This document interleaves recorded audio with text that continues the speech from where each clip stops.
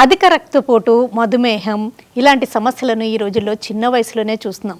వీటి ప్రభావము అన్ని అవయవాల మీద ఉండడమే కాకుండా మూత్రపిండాల మీద మరింత ఎక్కువ ఉంటుందనే చెప్పుకోవచ్చు.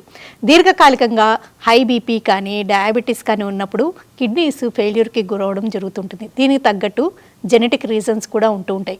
ఈ నెల 13వ తారీఖు వరల్డ్ కిడ్నీ డే సందర్భంగా ఈ కిడ్నీ డే థీమ్ ఏంటి, అసలు మూత్రపిండాల గురించి ఎలాంటి జాగ్రత్తలు తీసుకోవాల్సి ఉంటుంది, కిడ్నీ టెస్టుల్లో వేటి ప్రాముఖ్యత ఎలా ఉంటుంది, వివరాలన్నీ అందించడానికి Apollo hospitals senior nephrologist doctor Satyanarayana గారే మనతో ఉన్నారు. ఆయన అడిగి మరిన్ని విషయాలు తెలుసుకుందాం. నమస్తే అండి, వెల్కమ్ టు ది షో. నమస్తే అండి. ఒకసారి ఈ kidney day, world kidney day గురించి ఒకసారి ఆ ప్రాముఖ్యత గురించి వివరిస్తారా? సో ప్రతి సంవత్సరం మనము మార్చ్లో 2వ గురువారం, second Thursday will celebrate as world kidney day అండి.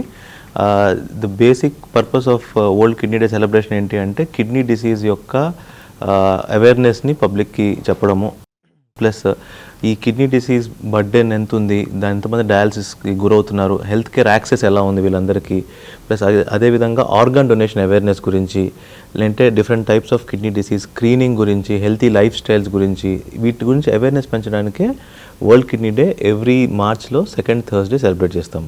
మరీ ముఖ్యంగా ఈ రోజుల్లో కిడ్నీ హెల్త్ గురించి అందరికీ అవేర్నెస్ చాలా ఎక్కువగా ఉండాలి. చాలా ముందు నుంచే సెలబ్రేట్ చేసుకోవడం, తెలుసుకోవడం చాలా ఇంపార్టెంట్ అంటారా? అవునండి, దానికోసమే ఈ సంవత్సరం మనం వరల్డ్ కిడ్నీ డే థీమ్ని, ఈ సంవత్సరం థీమ్ మనం ఏం తీసుకున్నారు అంటే are your kidneys okay, detect early and prevent kidney health diseases. ఇది ఈ సంవత్సరం మనకున్న థీమ్. అంటే మీ కిడ్నీస్ ఫస్ట్ బాగున్నాయా లేదా చూసుకోవాలి. So everybody has to get screened. ప్రతి రిస్క్ ఫ్యాక్టర్స్ ఉన్నవాళ్ళు ఫ్రీక్వెంట్గా, రిస్క్ ఫ్యాక్టర్స్ లేని వాళ్ళు అట్లీస్ట్ వన్స్ ఇన్ 2-3 years అన్నా యూరిన్ టెస్ట్, బ్లడ్ టెస్ట్ చేయించుకొని మీ కిడ్నీస్ ఎలా ఉన్నాయి అనేవి ఒకసారి స్క్రీన్ చేసుకొని చూసుకోవడము అదొకటి.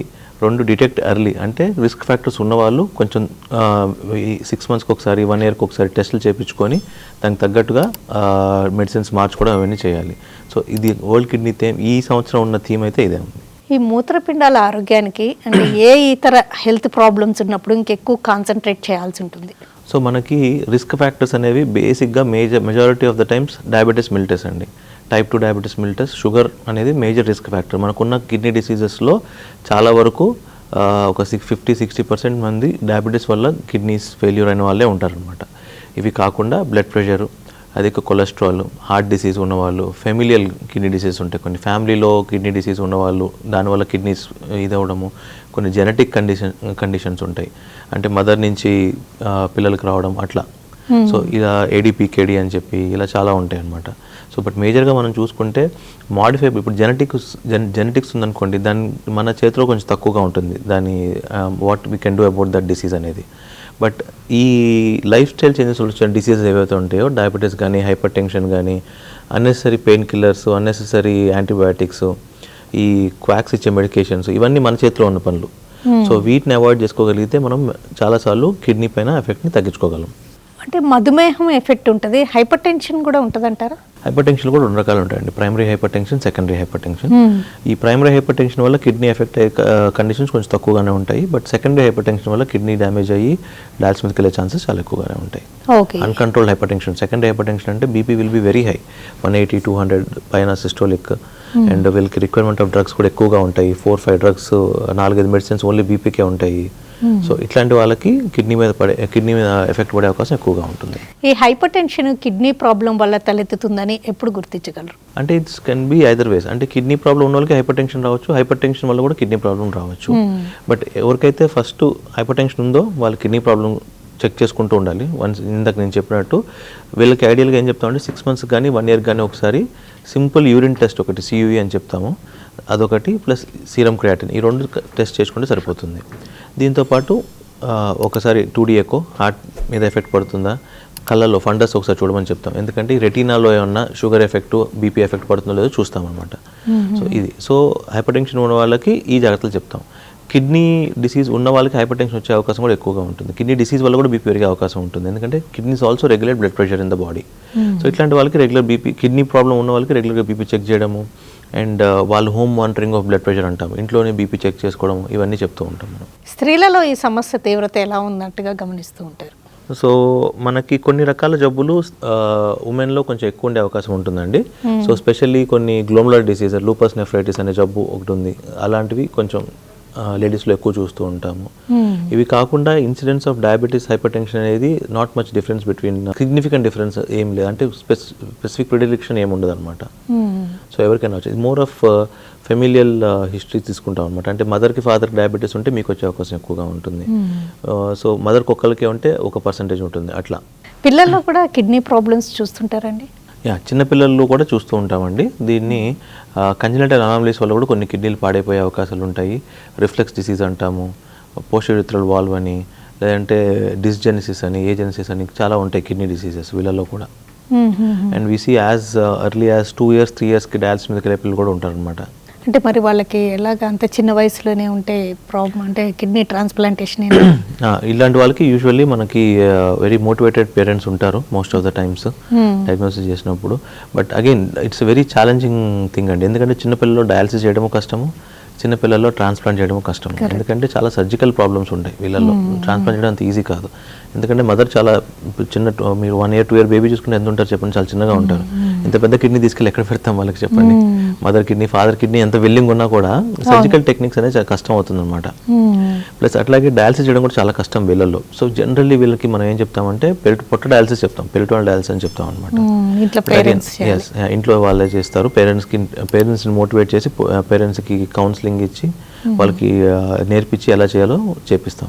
కిడ్నీ ఫెయిల్యూర్ అనే సమస్యని చాలా లేట్గానే గుర్తిస్తారు. అసలు ఏం సింప్టమ్స్ ఉండవంటారా? యూజువల్లీ మనకి కిడ్నీ దేని వల్ల పాడైపోయిందో దాన్ని అనుగుణంగా మనకి సిమ్టమ్స్ ఉంటాయి. ఫర్ ఎగ్జాంపుల్ ఇప్పుడు మనకి షుగర్ వల్ల కిడ్నీ ఎఫెక్ట్ అయితే వాళ్ళకి చాలా తొందరగా సిమ్టమ్స్ వస్తాయి. అంటే క్రియాటిన్ 3, 3.5, 4 దగ్గర ఉన్నప్పుడే కాలవాపులు రావడం అండ్ నడుస్తుంటే ఆయాసం రావడము, ఇవన్నీ సిమ్టమ్స్ వస్తాయి అన్నమాట. కొన్ని రకాల జబ్బులు ఉంటాయి మనకి కిడ్నీస్లో, గ్లోమరులర్ డిసీజ్లో ఐజిఐ నెఫ్రోపతి అని, లేదంటే ట్యూబులర్ డిజార్డర్స్ అని అంటాం అనమాట. ఇవన్నీ వీటిలో క్రియాటిన్ 9, 8 ఉన్నా కూడా పేషెంట్ నడుచుకుంటే మన రూమ్కి వస్తారు. సో బేసికల్లీ కిడ్నీ జబ్బు, కిడ్నీ దేని వల్ల పాడైపోయింది అనే దాని మీద సిమ్టమ్స్ ఎంత ఫాస్ట్గా వస్తాయి అనేది డిపెండ్ అయి ఉంటుంది అనమాట. అండ్ యూరిన్ రావడము రాకపోవడం కూడా దీని మీద డిపెండ్. చాలా మందికి అర్థం కాదనమాట, నాకు యూరిన్ వస్తుంది కదంటే కిడ్నీలు పనిచేస్తున్నాయి కదా అనుకుంటారు.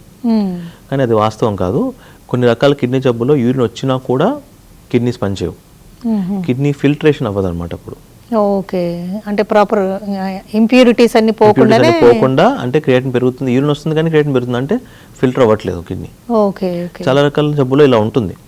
And this is very confusing for the patients. అంటే వాళ్ళు అనుకుంటారు నాకు యూరిన్ వస్తుంది కదా, నాకు కిడ్నీ ప్రాబ్లం ఉండడం ఏంటి అని అనుకుంటారు. And it's very difficult to convince such kind of people also. అంటే అట్లాంటి వాళ్ళకి చెప్పడం కూడా చాలా కష్టము. కిడ్నీ ఫంక్షన్ టెస్టుల్లో వేటి ప్రాధాన్యత ఏంటంటారు? జనరల్గా క్రియాటినిన్ చాలా, ఇంకా మిగతా టెస్టులు కూడా. క్రియాటిన్ కంటే ముందు రిస్క్ ఫ్యాక్టర్స్ ఉన్న వాళ్ళు, ఇందాక నేను చెప్పినప్పుడు సింపుల్ యూరిన్ టెస్ట్, యూరిన్లో ప్రోటీన్ కనిపిస్తుందా, యూరిన్లో వేరే ఏమన్నా ప్రాబ్లమ్స్ ఉన్నాయా, ఆర్బీసీస్, బ్లడ్ కనిపిస్తుందా, ఇవన్నీ చాలా simple test. Urine test hardly cost 150 rupees అంతే. సో ఈ సింపుల్ టెస్ట్, దానిలో యూరిన్ ప్రోటీన్ ఉంటే ప్రోటీన్ ఎంత పోతున్నది ఇవి చూసుకొని దాని తర్వాత క్రియాటిన్, వాటితో పాటు అదర్ ఆర్గన్ డ్యామేజెస్ ఏమైనా ఉన్నాయా, ఫండస్ అంటే ఐ చెకప్ చేయించుకోవడం సంవత్సరానికి ఒకసారి, కళ్ళలో రెటినాలో షుగర్ టెస్ట్, షుగర్ ఎఫెక్ట్ ఏమైనా పడ్డదా, లేదంటే బీపీ ఎఫెక్ట్ ఏమైనా పడ్డదా అది చూసుకోవడము, ఇవన్నీ చాలా సింపుల్ టెస్ట్. కానీ ఇట్లా లాంగ్ రన్లో మనకి డిసీజ్ని చాలా తొందరగా ఐడెంటిఫై చేయగలం. హైపర్ టెన్షన్ కానీ షుగర్ కానీ ఉన్నప్పుడు కిడ్నీ ప్రొటెక్షన్కి కూడా మెడిసిన్స్ సజెస్ట్ చేస్తారు కదండి, అవి అందరికి అవసరం అంటారా? హైపర్ టెన్షన్ ఉన్నప్పుడు మన పేషెంట్ ఏజ్ని బట్టి కొన్ని మెడిసిన్స్ మారుస్తూ ఉంటామండి. ఇప్పుడు యంగ్ పేషెంట్స్కి మనం ఏం చేస్తామంటే హైపర్ టెన్షన్ కంట్రోల్ చేసే మెడిసిన్స్లో కొన్ని కిడ్నీ ప్రొటెక్టివ్ మెడికేషన్స్ ఉంటాయి. We'll give preference to that kind of medications. అంటే వాళ్ళ బీపీ కంట్రోల్ చేయడానికి ఆ రకమైన మందులు వాడతాం. ఫర్ ఎగ్జాంపుల్ టెల్మిసాటర్ అనే మందు వల్ల లాంగ్ రన్లో మనకి కిడ్నీ మీద పాజిటివ్ ఎఫెక్ట్స్ ఉంటాయి, హార్ట్ మీద పాజిటివ్ ఎఫెక్ట్స్ ఉంటాయి అనమాట. బట్ యాక్చువల్లీ అది యాంటీ హైపర్టెన్సివ్ డ్రగ్, అంటే బ్లడ్ ప్రెషర్ కోసం వాడే మెడిసిన్. సో ఇట్లాంటివి మనం ఎక్కువ ఫస్ట్ ప్రిఫరెన్స్ అట్లాంటి మెడిసిన్స్కి ఇస్తాం అనమాట. అట్లాగే ఇప్పుడు డయాబెటీస్లో మెట్ఫార్మిన్ ఉంది, లేకపోతే ఇప్పుడు కొత్తగా మన లాస్ట్ ఒక 7-8 ఇయర్స్ నుంచి SGLT2 ఇన్హిబిటర్స్ అని కొన్ని కొత్త డ్రగ్స్ వచ్చినాయి. వీటి వల్ల కిడ్నీ పైన, హార్ట్ పైన చాలా పాజిటివ్ ఎఫెక్ట్స్ ఉంటాయి అనమాట. సో ఇట్లాంటివన్నీ స్టార్ట్ చేయడానికి, వాళ్ళ ప్రిస్క్రిప్షన్లో ఇవన్నీ ఇన్వాల్వ్ చేయడానికి మనం ట్రై చేస్తాము. సో దట్ షుగర్ కంట్రోల్లో అవుతుంది, బీపీ కంట్రోల్లో అవుతుంది. లాంగ్ రన్లో ఎండ్ ఆర్గన్ డ్యామేజ్, అంటే హార్ట్ పైన కానీ కిడ్నీ పైన కానీ వేరే అవయవాలపైన వీటి ఎఫెక్ట్ పడకుండా ఉంటుంది అనమాట. కిడ్నీ ఫెయిల్యూర్కి గురవుతున్నట్టుగా ఏ సిమ్టమ్స్తో గుర్తించగలరంటారు? మనకి కొన్ని రకాల జబ్బుల్లో ఫస్ట్ ఫర్ ఎగ్జాంపుల్ డయాబెటీస్లో ఉందనుకోండి, యూరిన్లో ప్రోటీన్ పోతున్నప్పుడు మీరు యూరిన్ పాస్ చేయప్పుడు యూరిన్లో నిరగ చూడొచ్చు. కొంచెం క్రియాటిన్ పెరిగినప్పుడు కాళ్ళలో వాపులు వస్తూ ఉంటాయి. స్పెషల్గా మనం ట్రావెల్ చేసినప్పుడు, కాళ్ళు కిందకి వేసుకొని కూర్చున్నప్పుడు, ఎక్కువసేపు బస్లో ట్రావెల్ చేసినప్పుడు, ఇవన్నీ ఏంటంటే కాళ్ళ వాపులు వచ్చినప్పుడు there is something wrong with your kidney అని ఒక చిన్న సందేహం రావాలి మీ అందరికీ. సో అట్లా ఒకటి, లేకపోతే అన్కంట్రోల్డ్ షుగర్ ఉందనుకోండి, షుగర్స్ అన్కంట్రోల్ అంటే కిడ్నీ పైన ఎఫెక్ట్ ఎక్కువ ఉంటుంది. అన్కంట్రోల్ బ్లడ్ ప్రెషర్ ఉందనుకోండి, అట్లా. కిడ్నీ ఫెయిల్యూర్ కానీ కిడ్నీ ఫంక్షన్ సరిగ్గా లేని వాళ్ళందరికీ షుగర్ బీపీ ఉండడం గమనిస్తుంటారా? అంతే, ఇందాక నేను చెప్పినట్టు మెజారిటీ ఆఫ్ ద కేసెస్లో మనకి డయాబెటీస్, హైపర్ టెన్షన్ ఉంటాయి, బట్ అన్ని కేసెస్లో ఉండాలని ఏం లేదు. They are so many other diseases also. అంటే గ్లోమరల్ డిసీజెస్లో మనకి ఎంపీజీఎన్ అని కానీ, లూపస్ అని కానీ చాలా చాలా రకాల జబ్బులు ఉంటాయి, గ్లోమరల్ కిడ్నీ జబ్బులు.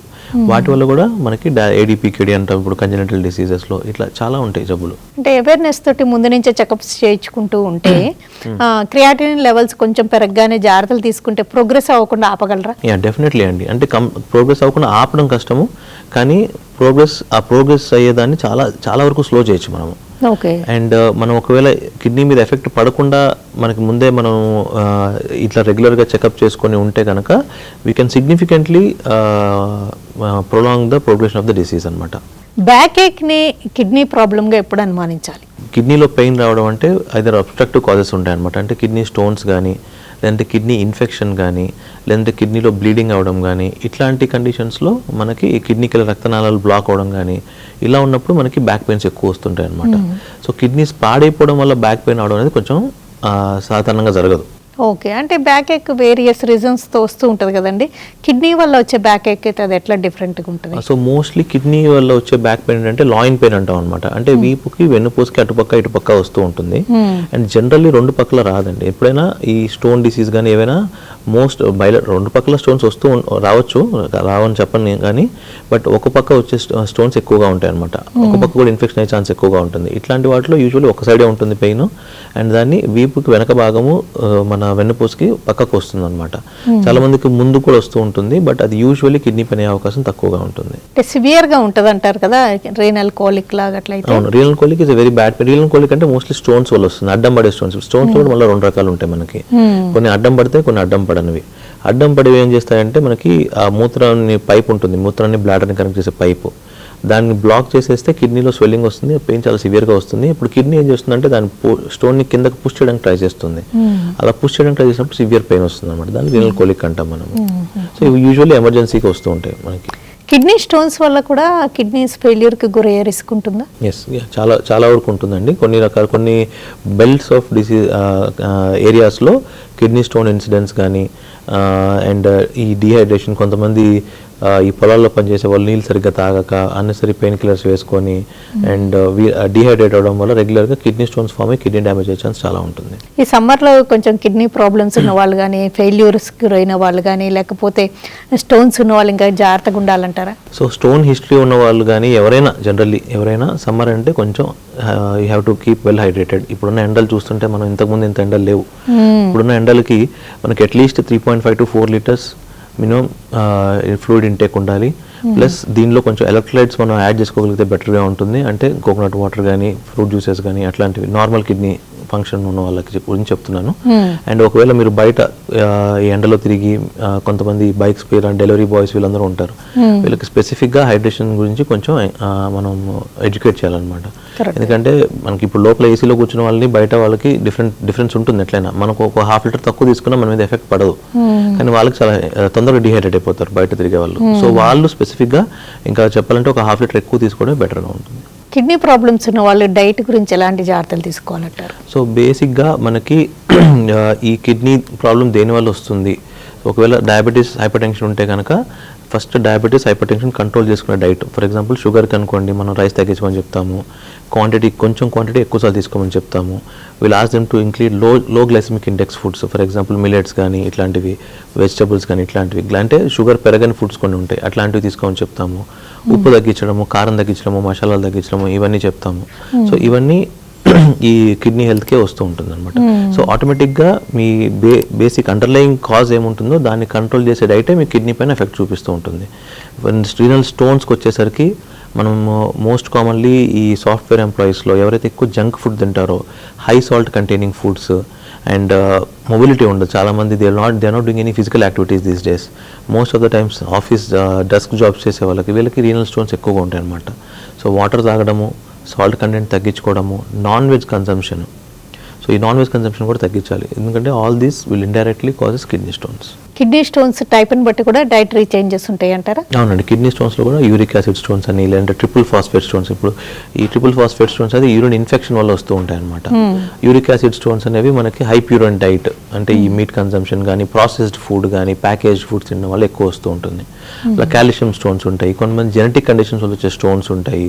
సో ఈచ్ అండ్ ఎప్పుడైనా మనం ఏం చేస్తామంటే kidney stone, recurrent kidney stones వస్తున్నాయి అనుకోండి ఎవరికైనా, first thing what will try to do is we try to get that ఒక స్టోన్ అన్న మనము సర్జరీకి వెళ్ళే అవసరం పడితే కనుక స్టోన్ అనాలిసిస్ అని పంపిస్తాం. ఆ స్టోన్ అనాలిసిస్లో ఇది ఏ రకమైన స్టోన్ తెలుస్తుంది. మనకి ఎక్స్రేలో, అల్ట్రాసౌండ్లో అర్థం కాదు ఏ రకమైన స్టోన్ అనేది, ఓన్లీ ఈ స్టోన్ అనాలిసిస్లో తెలుస్తుంది. అన్లెస్ ఇట్ ఈస్ ఈ స్ట్రూవైట్ స్టోన్స్ అంటాం కానీ, అట్లాంటివి తప్ప మిగతా రకమైన స్టోన్స్ మనకి అనాలిసిస్ పంపిస్తే తెలుస్తుంది. సో అనాలిసిస్ పంపించి ఆ స్టోన్ బట్టి వాళ్ళకి డైట్ అడ్వైస్ చేస్తాం. కిడ్నీ ఫెయిల్యూర్కి గురవడం అనేది ఇంకా బీపీ షుగర్లు ఉన్న వాళ్ళకి కామనా, అది అవాయిడ్ చేయగలరంటారా? అవాయిడ్ చేయొచ్చండి, ఎందుకంటే ఫస్ట్ నుంచి మనకి షుగర్ ఇవాళ ఇది పర్టికులర్ డే మనకి డయాగ్నోస్ అయితే కనుక, మనం ఇందాక మాట్లాడుకున్నట్లు ఎవ్రీ ఇయర్ ఒకసారి urine test, eye test, 2D echo and creatinine reports చేసుకొని, అండ్ యూరిన్లో ప్రోటీన్ ఏమైనా పోతుంటే ఎంత పోతుంది, ఇవన్నీ ఈ ప్రోటీన్ స్టార్ట్ అయినప్పుడు మందులు మార్చుకోవడం ప్రోటీన్ తగ్గించడానికి, ఇలా చేస్తే కనుక సిగ్నిఫికెంట్లీ మనము ఆ డిసీజ్ ప్రోగ్రెషన్ని స్లో చేయొచ్చు. నవేడేస్ చాలా రకాల టిప్స్ కనిపిస్తుంటాయండి. కిడ్నీ ఫిల్టరేషన్ బాగా ఉండాలంటే, కిడ్నీస్ క్లియర్గా ఉండాలంటే ఈ జ్యూసెస్ ఇవన్నీ చాలా టిప్స్ వినపడుతూ ఉంటాయి. ఇవి నిజంగా పనిచేస్తాయా? వాటి వల్ల ఏమన్నా సైడ్ ఎఫెక్ట్స్ ఉండే రిస్క్ ఉంటుందా? అంటే everything has its own benefits అండి. ఇది మనకి వాటర్తో పాటు ఎలక్ట్రోలైట్స్ కంటైనింగ్ ఫ్లూయిడ్స్ని మనం తీసుకుంటే సరిపోతుందండి. స్పెసిఫిక్గా కిడ్నీ స్ట్రెంథెన్ చేయడానికి ఏం ఫుడ్స్ ఉండవు. కొన్ని యాంటీ ఆక్సిడెంట్ ఉన్న ఫుడ్స్ వల్ల కిడ్నీలో ఇన్ఫ్లమేషన్ తగ్గే అవకాశం ఉంటుంది. ఫర్ ఎగ్జాంపుల్, ఇప్పుడు మన కిడ్నీ పాడైపోవడం అంటే కిడ్నీ లోపల ఫైబ్రోసిస్ అవ్వడం వల్ల కిడ్నీ పాడైపోతుంది. సో ఈ ఫైబ్రోసిస్ అవుతున్నప్పుడు మనం యాంటీ ఆక్సిడెంట్స్ ఉన్న ఫుడ్స్ని తీసుకుంటే కనుక కొంతవరకు బాడీలో ఇన్ఫ్లమేషన్ ఓవరాల్గా, ఓన్లీ కిడ్నీ అనే కాదు, దేంట్లోనే కొంచెం ఇన్ఫ్లమేషన్ తగ్గి కిడ్నీ హెల్తీగా ఉండే అవకాశం ఉంటుంది. ఎనీమియా అనేది కూడా కిడ్నీ ప్రాబ్లం అవ్వచ్చు అంటారు కదా? యా, అవునండి. ఎందుకంటే ఇప్పుడు కిడ్నీ మనకి మేజర్గా మనకు తెలిసిన విషయం ఏంటంటే, కిడ్నీ వల్ల యూరిన్ వస్తుంది, వేస్ట్ మెటీరియల్ బయటకు పోతుంది అనుకుంటాం, కానీ kidney does lot of other things also. మన బోన్ హెల్తీగా ఉండాలంటే కిడ్నీ కావాలి. మనకి విటమిన్ డి కూడా కిడ్నీలో ఒక పార్ట్, విటమిన్ డి యాక్టివేట్ అవ్వడానికి కిడ్నీలో ఒక హార్మోన్ ఉంటుంది. బ్లడ్ ప్రొడక్షన్కి ఒక హార్మోన్ కిడ్నీ నుంచి వస్తుంది. బాడీలో లవణాలు, సోడియం కానీ, పొటాషియం కానీ, మెగ్నీషియం కానీ, ఏదైనా బాడీలో యాసిడ్స్ బేస్ అంటాం మనం. ఇప్పుడు బాడీలో యాసిడ్ బేస్ బ్యాలెన్స్ మెయింటైన్ చేయడానికి కిడ్నీస్ కావాలి, బ్లడ్ ప్రెషర్ మెయింటైన్ చేయడానికి కిడ్నీస్ కావాలి. So it does lot of many other things. కానీ మనం మేజర్గా గుర్తుపెట్టుకునేది కిడ్నీ అంటే వేస్ట్ మెటీరియల్ బయటకు పంపించడము, యూరిన్ ప్రొడ్యూస్ చేయడం అనుకుంటాం, కానీ it does lot of many other things. Kidney dialysis తప్పదు అనుకున్నప్పుడు ట్రాన్స్ప్లాంటేషన్ వాళ్ళందరికీ అవసరం అవుతుందా? కొంతమందికి డయాలసిసే కంటిన్యూ చేయమని చెప్తుంటారా? అంటే usually we'll leave the choice to the patient అండి. ఇప్పుడు యంగ్ పేషెంట్స్ ఉన్నారనుకోండి, usually we encourage them to go for transplant. ఎందుకంటే మనకి at the end of the day quality of life దేంట్లో బాగుంటుందో దాని ప్రకారం మనం చూసుకోవాలి. Okay, so quality of life అనేది మనకి యంగ్ పేషెంట్స్లో డయాలసిస్ కంటే ట్రాన్స్ప్లాంటేషన్లో బాగుంటుంది. ఎందుకంటే they will have more time on their hands. And dialysis తర్వాత వీక్ అవడము, ఆ రోజంతా నీరసంగా ఉండడము, వారానికి 3 సార్లు హాస్పిటల్కి రావడము, ఇవన్నీ ఉండవు. ఒక్కసారి డయాలసిస్ అవసరము లేకపోతే ట్రాన్స్ప్లాంటేషన్ అవసరం అనగానే వాళ్ళ లైఫ్ స్పాన్ ఏమన్నా తగ్గుతుందేమో అని భయం ఉంటుందండి. దీని గురించి ఏం చెప్తూ ఉంటారు? ఇప్పుడైతే రెగ్యులర్గా రిలీజియస్గా డయాలసిస్ చేయించుకొని, లేదంటే ట్రాన్స్ప్లాంట్ చేయించుకొని, మెడిసిన్స్ బాగా వాడి, కరెక్ట్గా వాడి, అండ్ రెగ్యులర్ ఫాలోఅప్స్కి వస్తే the survival rate is quite good. అంటే మా దగ్గర 15 years, 20 years, 21 years transplant patients కూడా ఉన్నారు. ఓకే, అలానే అందరికి అలా ఉంటుందని చెప్పలేము. So each and every patient is different. So వాళ్ళు ఎంత జాగ్రత్తగా ఉంటారు, ఎంత రెగ్యులర్గా మెడిసిన్స్ తీసుకుంటారు, ఎంత రెగ్యులర్గా చెకప్స్కి వస్తారు, దాని మీద డిపెండ్ అయి ఉంటుంది. ఒక్కొక్కసారి అన్ని చేసినా కూడా మనకి రిజెక్షన్స్ రావచ్చు, ఇన్ఫెక్షన్స్ రావచ్చు, ఇవన్నీ ఉంటాయి. డయాలసిస్లో ఉన్న వాళ్ళు డైట్ కానీ సాల్ట్ ఇంటేక్ బాగా తగ్గించడము, వాటర్ కూడా కొంచెం తగ్గించి తాగడం, ఇలా ఉంటుందంటారా? ఎలాంటి కేర్ తీసుకోవాలి? డయాలసిస్లో ఉన్న పేషెంట్స్ మనకి ఒక మేజర్ ప్రాబ్లం ఎక్కడ వస్తుందంటే, మనకి కిడ్నీ పేషెంట్స్ అందరికీ జనరల్ పర్సెప్షన్ ఏంటంటే ప్రోటీన్ తింటే కిడ్నీస్ పాడైపోతాయి. ప్రోటీన్ తింటే కిడ్నీ పైన లోడ్ ఎక్కువ ఉంటుంది, specifically non veg protein. Vegetarian protein వల్ల కిడ్నీ మీద కొంచెం స్ట్రెస్ తక్కువ ఉంటుంది, ఎందుకంటే అంత హార్మ్ఫుల్, అంత హెవీగా ఉంటుంది ఆ ప్రోటీన్. సో సెకండ్ థింగ్ ఏంటంటే, ఈ చేంజ్ మనకి ఎప్పుడైతే మనం కిడ్నీ డయాలసిస్ స్టేజ్కి వెళ్తామో, ఆ ప్రోటీన్ రెస్ట్రిక్షన్ అనేది ఉండదు. ప్రోటీన్ ఎక్కువ తీసుకోవాలి మనం డయాలసిస్ మీద ఉన్నప్పుడు. So we ask them generally eggs తీసుకోమని చెప్తాము. నాన్ వెజ్ తినే వాళ్ళు ఉంటే వీక్లీ ఒకసారి చికెన్ కానీ అట్లా తీసుకోమని చెప్తాము. అండ్ వెజిటేరియన్ ఫుడ్స్లో కూడా high protein containing foods like paneer కానీ, సోయా కానీ, టోఫు కానీ, దాల్స్ ఇవి తీసుకోమని చెప్తాం అనమాట. సో ఈ ట్రాన్సిషన్ అనేది పేషెంట్ అర్థం చేసుకోవాలి. మనకి డయాలసిస్ ముందు వరకు ఒకలాగా ఉంటుంది డైట్, డయాలసిస్ తర్వాత ఒకలాగా ఉంటుంది. డయాలసిస్ మీద మనకు ఓన్లీ రెండే రెస్ట్రిక్షన్స్ ఉంటాయి. ఒకటి ఫ్లూయిడ్ రెస్ట్రిక్షన్, రెండు సాల్ట్ రెస్ట్రిక్షన్. ఈ రెండే ఉంటాయి అనమాట. ప్రోటీన్ రెస్ట్రిక్షన్ అనేది ఉండదు మనకి. And highly phosphorus containing foods అంటే డైరీ ప్రొడక్ట్స్ కానీ ఇవన్నీ కొంచెం లిమిట్గా తీసుకోమని చెప్తాం. కిడ్నీ ట్రాన్స్ప్లాంటేషన్ చేశాక ఏ సిచ్యువేషన్లో ఇంకా సక్సెస్ ఇంకా పర్ఫెక్ట్ అని అనుకుంటూ ఉంటారు? ఇంకా వాళ్ళది ఏ పారామీటర్స్ చెక్ చేస్తారు? అంటే జనరల్లీ మనకి లైవ్ ట్రాన్స్ప్లాంట్ మనం తీసుకుంటే కనుక, అంటే ఫ్యామిలీలో మదర్ కానీ, ఫాదర్ కానీ, brother, sister, first degree relatives అంటాము, వీళ్ళు ఇస్తే కనుక usually kidney will start working immediately. Okay. And ఒక 1-2 డేస్లోనే మనకి క్రియాటిన్ అనేది బిలో 1 కానీ 1.2 అంటే బేస్డ్ ఆన్ ఇండివిజువల్ పేషెంట్ మీద they'll get to their baseline creatinines అన్నట్లు. So will generally discharge the patient by the end of 5th day or 6th day or maximum 7th day. దాని తర్వాత weekly follow-ups ఉంటాయి, ఒక 1 month 2 months. Generally by the end of 3rd month patient will be completely normal and they can start moving around, అంటే work వెళ్ళొచ్చు, work చేసుకోవచ్చు. ఇవన్నీ ఒక 1-2 months మాత్రం పేషెంట్కి high doses of injections, immunosuppressions ఇస్తాం కాబట్టి కొంచెం జాగ్రత్తగా ఉండమని చెప్తాము. But usually by the end of 2nd month or 3rd month they'll be free, they can go start their work and all. But కొన్ని జాగ్రత్తలు అనేది లైఫ్ లాంగ్ ఉంటాయి. మాస్క్ పెట్టుకోవడం కానీ, క్రౌడెడ్ ప్లేస్కి వెళ్ళకుండా ఉండడం కానీ, అండ్ బయట ఫుడ్ అన్హైజీనిక్ ప్లేస్లో తినకపోవడము, ఇవన్నీ మాత్రం లైఫ్ లాంగ్ ఉంటాయి. లైఫ్ లాంగ్ మెడిసిన్స్ కూడా ఉంటాయి. ఒకసారి 3 months తర్వాత వాళ్ళు సెట్ అయ్యారంటే ఇక వాళ్ళు చాలా 3 to 6 months తర్వాత ప్రాబ్లమ్స్ వచ్చే ఛాన్స్ చాలా తక్కువగా ఉంటాయి. ఫస్ట్ 3 to 6 months కొంచెం టర్బులెంట్ కోర్స్ ఉండొచ్చు, బట్ యూజువల్లీ ఫస్ట్ 6 months తర్వాత కొంచెం ఇట్స్ యూజువల్లీ సెటిల్ అయిపోతారు. ఓకేనండి డాక్టర్ సత్యనారాయణ గారు, కిడ్నీ సమస్యలు ఇన్ జనరల్గా ఏవి ఎక్కువగా చూస్తూ ఉంటారు? కిడ్నీ ఫెయిల్యూర్ అంటే ఏంటి? ఎవరిలో ఎక్కువగా ఈ మూత్రపిండాలు వైఫల్యం చెందుతూ ఉంటాయి? ఇంక ఇతర సమస్యలు ఎలా ఉంటాయి? వీటికి ప్రివెంటివ్ కేర్ ఎలా ఉంటుంది? ఆల్రెడీ హెల్త్ ప్రాబ్లమ్స్ ఉన్న వాళ్ళకి కిడ్నీ మీద ఎలాంటి ఎఫెక్ట్ ఉంటుంది? వాళ్ళు ఎలాంటి జాగ్రత్తలు తీసుకుంటూ చెకప్స్ చేయించుకుంటూ ఉంటే మంచిది? అంటే డైట్ కూడా ఎలాంటి జాగ్రత్తలు తీసుకోవాల్సి ఉంటుంది? ఈ వివరాలన్నీ అందించినందుకు థ్యాంక్స్.